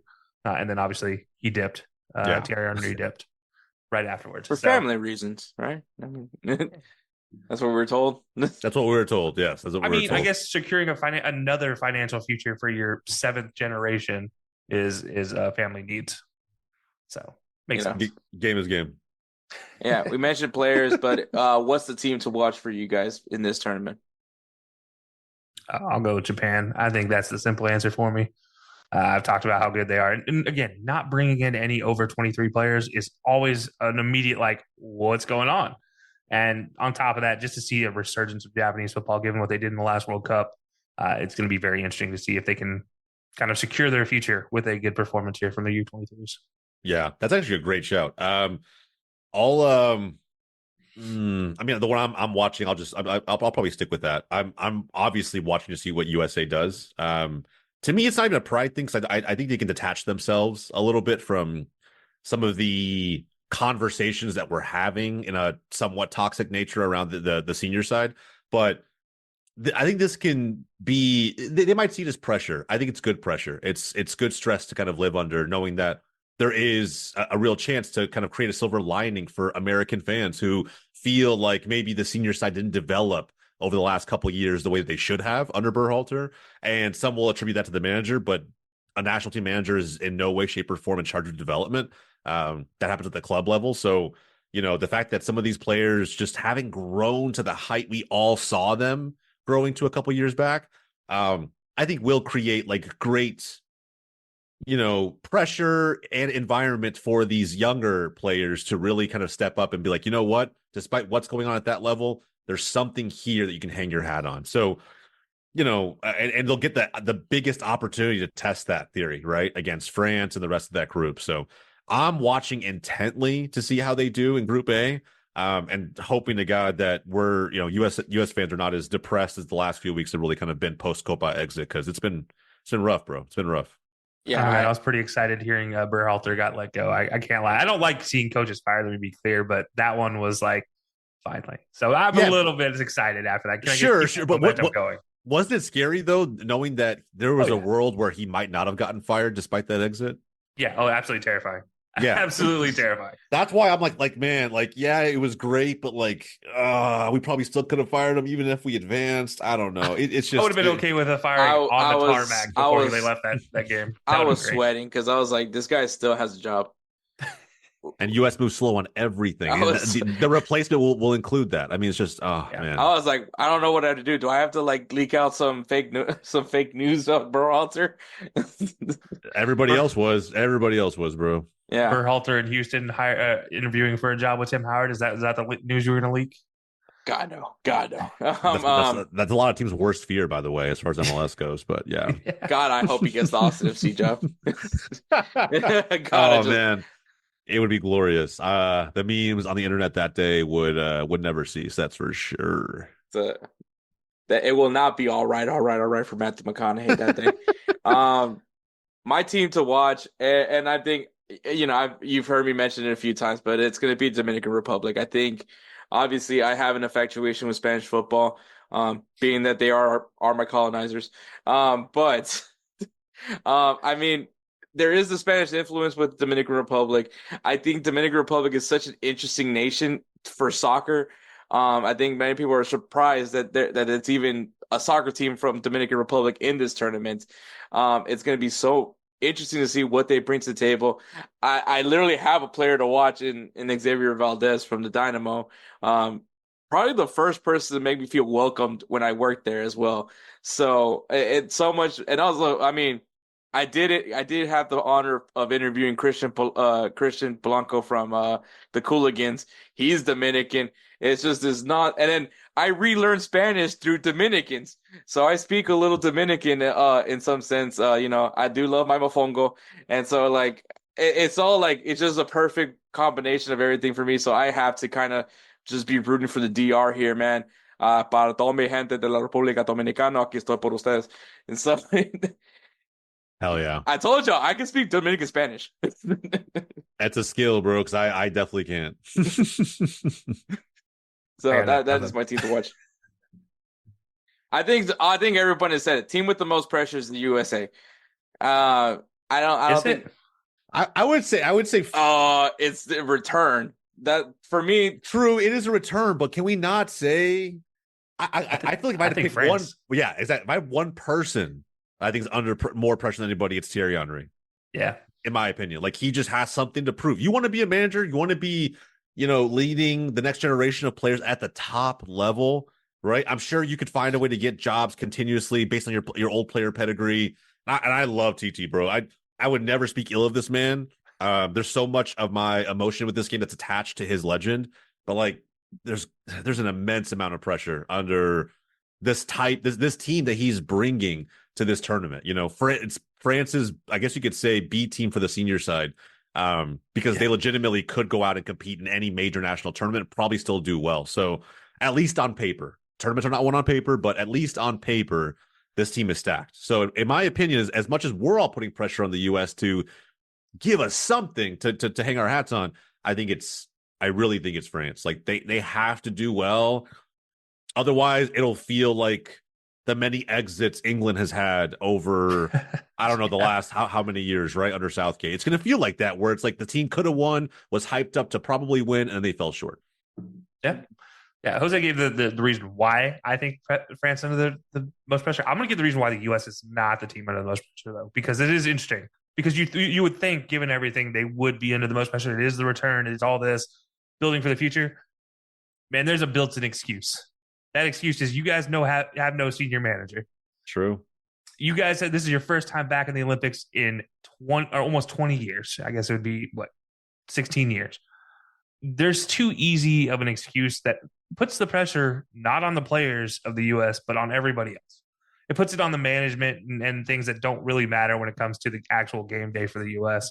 And I think that's what's relieving for the U.S. And it's why they don't have the most pressures, because at the end of the day, most U.S. men's national team fans, say what you will about them, they support the red, white, and blue on every other tournament but the Olympics. And it's that way with a lot of nations if you think about it. But specifically now, I don't think the U.S. is really caring as much about the Olympics as we are, because we care. But at the same time, I don't think the general U.S. men's national team fan is caring as much. I think of Alexi Lawless.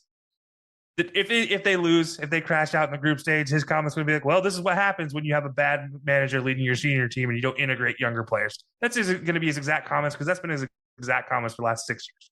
So at the end of the day, there isn't as much pressure for the U.S. 23 under 23 team, but there should be in any other case. It's just not right now. If they win, it's good. If they lose, okay.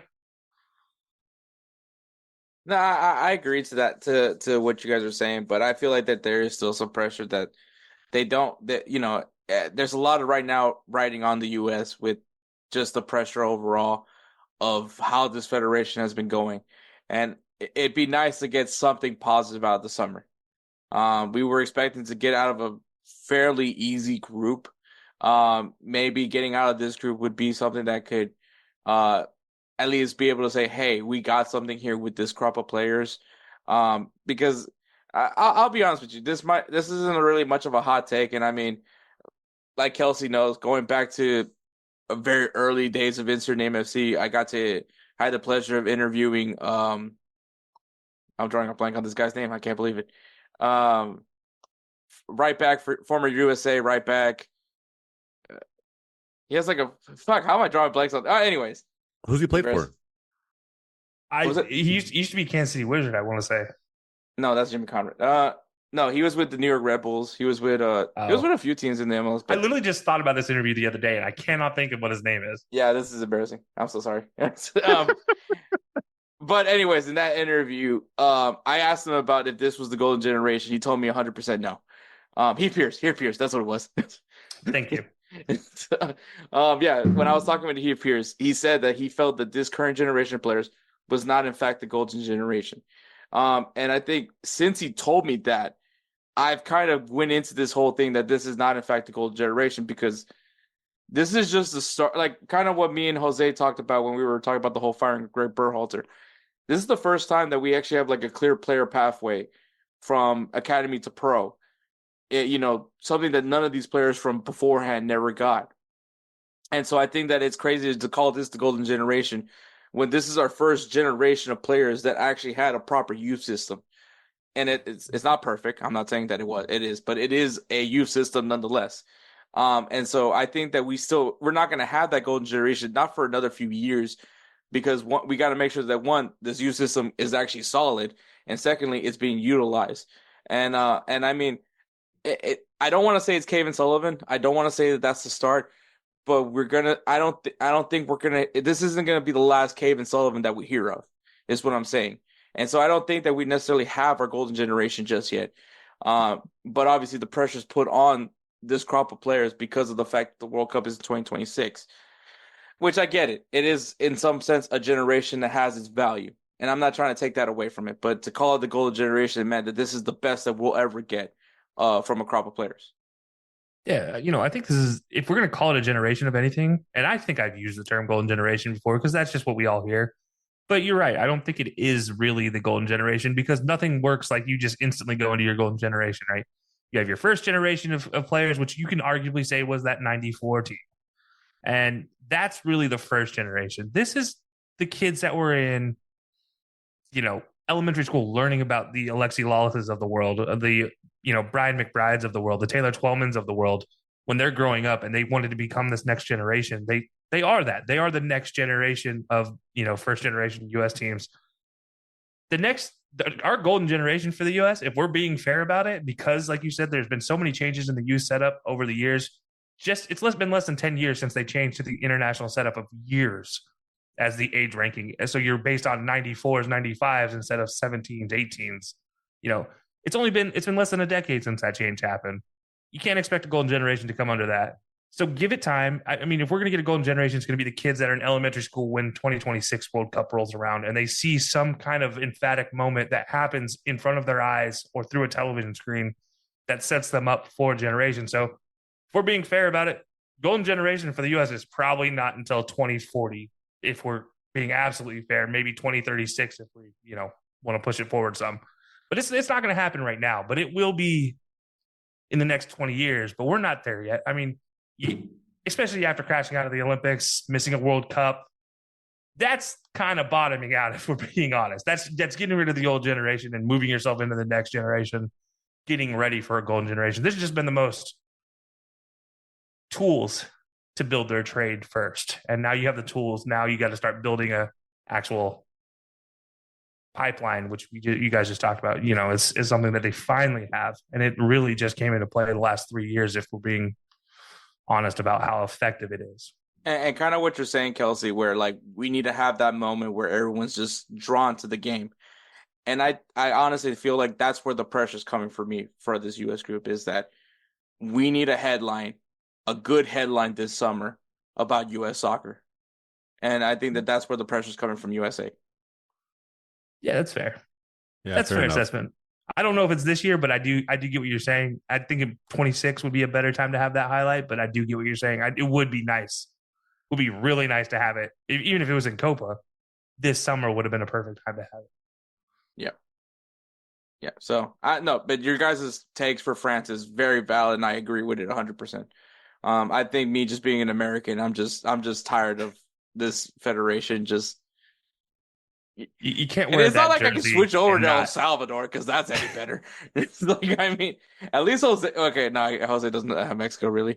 But still, he did start this off by saying he's one of the few El Tri and U.S. teams. Yeah, I am. But I also like maybe Hector and I have this in common. I lost faith in the Mexican Federation like so long ago, and this I feel like the U.S. Federation is kind of pushing me down that path a little bit with decision making that they have in place. So I don't know, man. I see where you're coming from 100%. There will be pressure. I just think that other teams may feel something a little bit more, but I agree. I don't think there's anything wrong with what you said. Yeah, that's fair. It's absolutely fair. All right, who dark horses? And who's your dark horse? Uzbekistan, bro, easy. For me anyway. I think all these other teams can kind of pick and choose individual players who come from certain clubs, overseas, that makes them good on paper. I think Uzbekistan is probably one of the few teams, not the only team in this tournament, who just has a lot of experience playing together in major international tournaments. So, whether you consider, you absolutely should consider the Asian Cup a major tournament, but whether you do or not, all that experience is super relevant. So I think they'll turn some heads. I don't think they'll go so far as to like knock off Spain over the crazier things have happened. But they're my team as like a dark horse to just get into the knockouts and turn some heads. Mm-hmm. That's fair. I'm actually going to go with Hector's "We Need a Moment" team. I think the USA is my dark horse, plus 2,000 odds to win it all. Damn. I think that's far enough away from a possibility, if you, as far as Vegas is concerned, to consider themselves dark horses. They're down with Paraguay in odds to win this. So, I'm going to go USA here with my dark horse. Okay. I'm going to go with Guinea. I think Guinea is a lot of European influence on that team. And I'm not trying to say that European influence is an important thing, but I think a real good crop of players, a lot of guys that have played in some really good clubs and academies, and I think that that's going to mesh really well into this tournament for them. The former Barcelona player Moriba, yeah, I want to see him have it. I kind of want to see him have a really good tournament as well. I do and I don't, but for different reasons, Part of me still a little mad about how he left, but like at the end of the day, he was touted to be a hell of a player when he first came up under Koeman at Barcelona, and then got maybe a little money hungry. But I think he's someone that needs kind of a redemption story a little bit to kind of, because he's bounced around quite a bit since leaving Barcelona. I really don't think it was the right decision, but now maybe there's something that he can kind of get from now choosing to represent this nation after I think he turned down after all the debacle, him leaving Barcelona, qualifying to be a part of Spain's national side, deciding not to be a part of it because all the hate that he received and whatnot, which I get it. I totally get it. So if this is the side that you're choosing, man, absolutely go out there and ball. Let's see what you can do. Mm-hmm. By the way, one of the best names he has is his second name twice, Kuruma. So very interesting.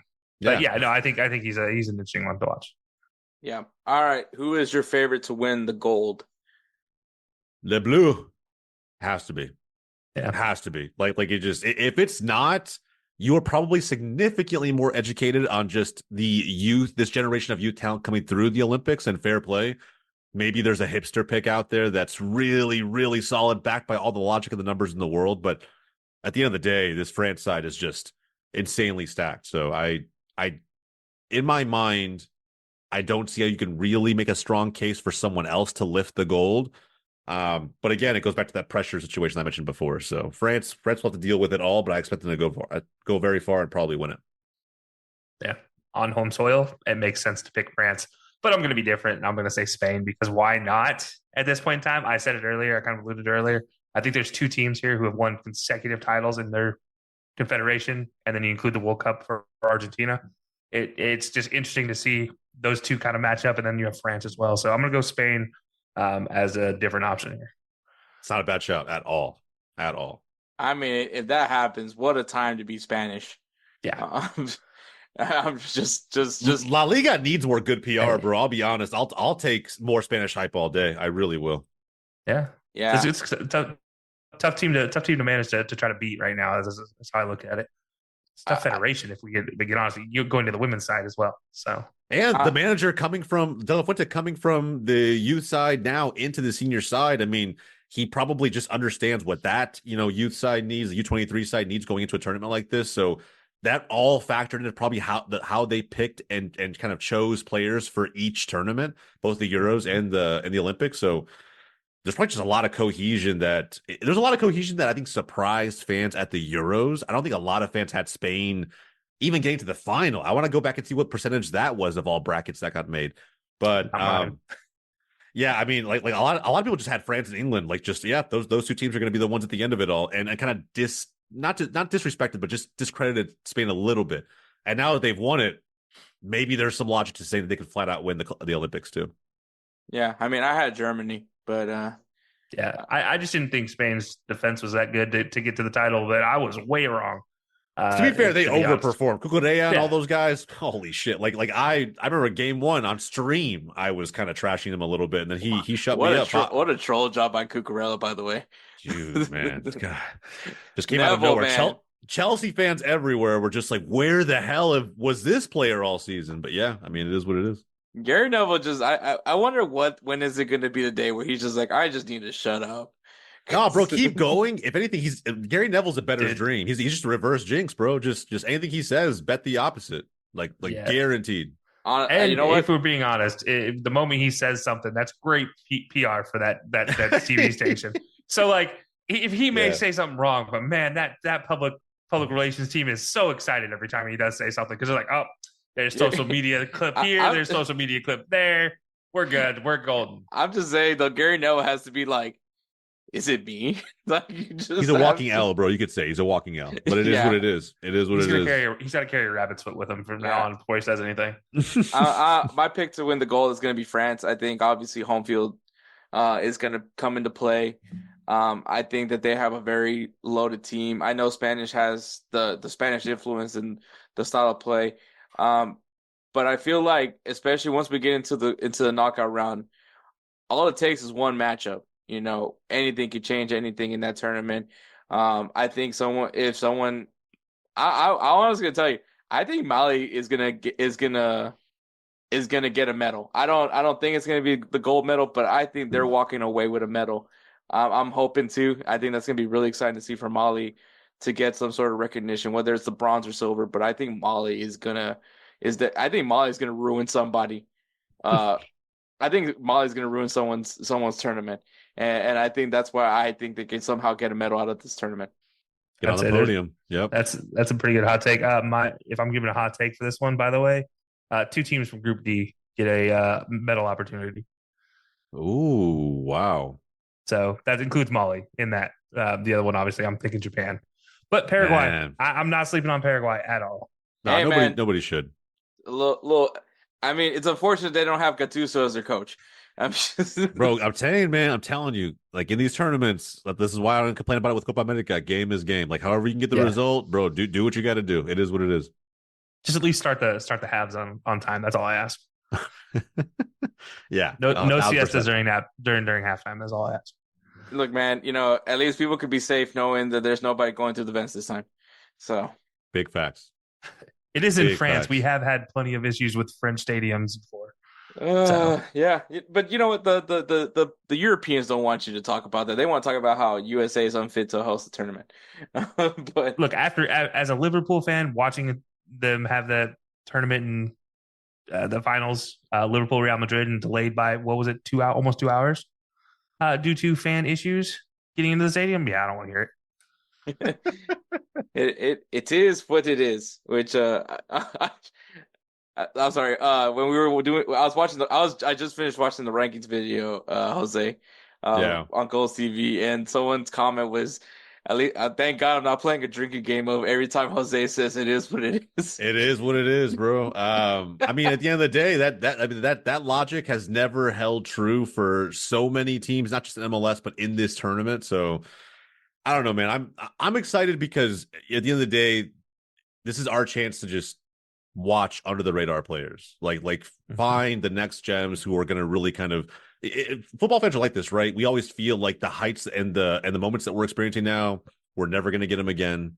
We're so romantic about them. We think, football's just going to completely drop off entirely after this current generation of players moves on or gets old and retires.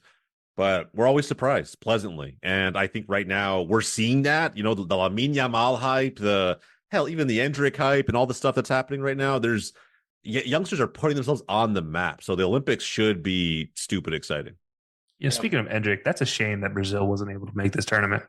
Because that would have been it would, they already struggle as it is in the Olympics, to be fair about their, but it would have been great to see Endrick have his own stage, because throwing him into the Copa didn't really do him justice going into what he's about to do in Real Madrid, like it's long term. So his best pass was the kickoff. Yeah, this would have been a great stage for him. It would have been, actually. Yeah, I agree with that, because he needed less pressure to walk into to an extent than the Copa America, like right off rip. But maybe they thought, I mean, dude, he is walking PR. He is the damn brand deal he announced before the Copa America actually pissed me off. The Disney whatever it was, this was going to change the landscape of Brazilian football. Like, bro, stop. Let's just that was the huge announcement. I thought it was him signing with New Balance. No, well, maybe that too. Both were. Did you see the contract he got for New Balance? Yeah, I saw the Disney thing, and I was like, if this is what he was talking about, and this man is just like, he's perfect for Madrid. He's like walking PR, like it just easily will grab the headline. So the negatives for Vinny is balanced out pretty evenly with Endrick right now. I'm sorry, I don't mean that in a bad way. It's just Vinny seems to get all the negative headlines for Brazil or for Madrid. So now I'm sure Endrick's going to experience that when he goes to Spain. Yeah, give him time. He can't. Not everybody can be Rodrigo and not get any headlines. Spain's built diff, just the people and the fans in general. So yeah, hopefully he deals with it well, but we'll see. Yeah. But all right, the Olympics, July 24th kicks off. So it's gonna be a pretty busy week. It goes pretty. So the way I'm gonna go off of how I'm doing these episodes now for the summer, because I want to have a vacation. Probably won't do another video till the end of the group rounds, and then we'll do a preview for the quarterfinals. So till then, but yeah, 24th, all the matches are being played on the 24th. So that just sounds like a dream. Just nonstop football. So that's gonna be great. I have no life, apparently is what I'm saying, but it's gonna be so much fun, man. Olympic Games. You just turn on your TV and something's happening. Somebody's swimming, somebody's running. It's something. I think at one time I saw somebody kayaking, and I was like, "Yep." Glued to the TV. Bro, every Olympics or something. If it's the Winter Olympics, curling becomes popular again out of nowhere. Like it's always something crazy. That's what I love about it. It's like all these niche sports just become like the talk of the town for like a month. It's great. Yeah. Shooting is a sport. Yeah, it is. It requires the biathlon. It requires skill. Yeah. Yeah, the biathlon, shooting. And no, my favorite is still to this day in either Olympics. Give me curling at midnight, 1 a.m., 2 a.m. for that replay. Best time to ever watch curling, when you're just chilling on a Friday night after coming back in. And you're just like, man, this is a sport I can get behind while crack open your way too many's. That's still one of my favorite. After living up northern part of the country in the U.S. and seeing actual curling clubs, I will say it's one of the more entertaining things is watching curling. That's the drama. Yeah, that is interesting. I have never thought that there's clubs. Never seen so many unathletic people in the same room, right? Hey, bro, yeah. Like I said, man, there's skill to it. So Olympics will be fun. The vibes will be great. But again, I will be watching. The majority of my time will be spent watching the football side. So we'll see what happens. Yeah. But yeah, July 24th kicks it off. Kelcey, Jose, thank you so much for being here. Jose, this is your time to shine. Tell us what's going on with GolzTV. You guys have a very busy week, so you definitely should be having a lot to plug. Yeah, bro. I won't plug too much because I think we're teasing some of the stuff that Hector's talking about. But yeah, big week. While I'm in Columbus for MLS All-Star, we're going to be putting out, recording a ton of content in person, which I cannot. After doing Wake Up MLS for like well over a year now, just doing everything remote. None of the guys have ever met up. We're actually going to meet up in person in Columbus, do some content there. It'll be great. But beyond that, still trying to watch matches. I think even some of the MLS comms guys are going to get together and watch USA France. So we'll see kind of how it all goes down. But yeah, man, guys, just check out GolzTV, GOLZ.TV. New creators, new content coming to the platform all the time. Fall is going to be super, super busy for us. Get on there now, register for a free account, and watch Insert Name FC. Yeah. All right, Kelcey. Yeah. Unfortunately, I will not be traveling the 4 hours to get to Columbus to meet up with Jose, as much as I would love to. This week is not as busy for us. This is our break time before we get busy. We have the Fantasy Football Expo coming up in August for Belly Up Sports. Other than that, you can catch all of our live episodes every Wednesday, 8 p.m. each time over on any one of our platforms, except for X, because now you got to pay for that account to go live. So thank you, Elon, for taking that away from me. But you can catch us over on any one of our accounts. It's at @high_low_sports on Twitter. Everything else at @high_low_sports. Like I said, Wednesday, 8 p.m. Eastern time, or next day on your favorite audio platform. All right, guys. Appreciate it. We'll take a break and wrap the show up. Let me tell you guys about BellyUp Sports. BellyUp Sports is the internet sports bar. Go ahead and check out their website, www.bellyupsports.com, to read some great articles from great writers all across the country, from hockey, baseball, golf, soccer, you name it. BellyUp Sports is the premier, not your average website. All right, guys, I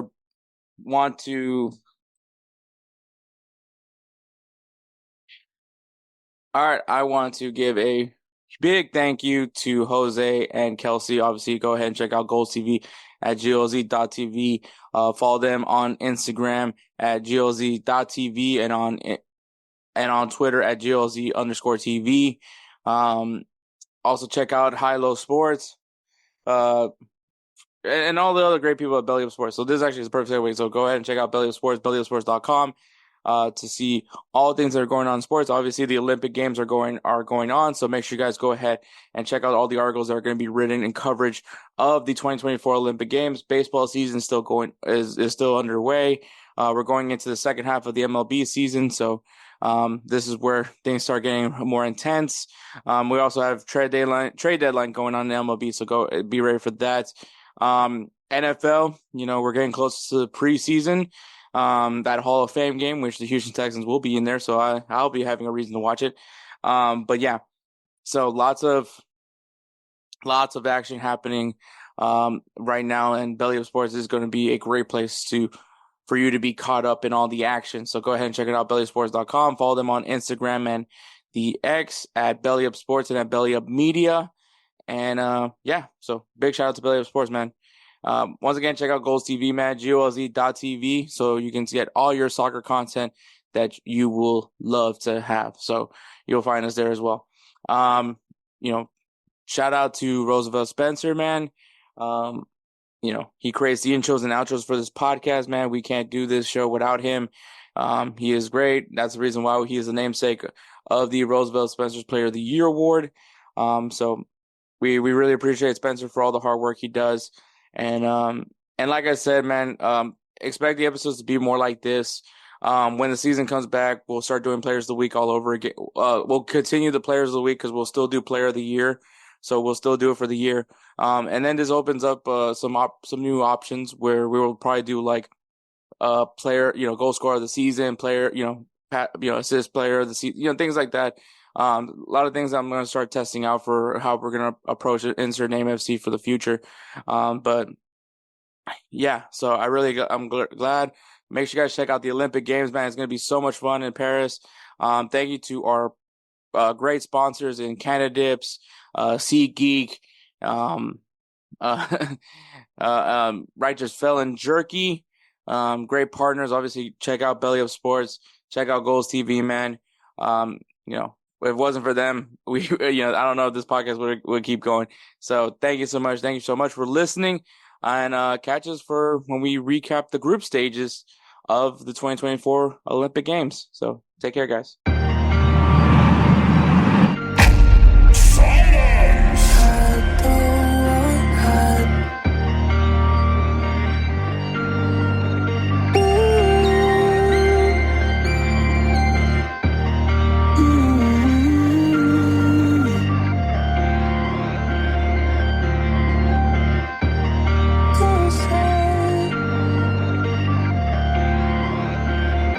Who is that guy?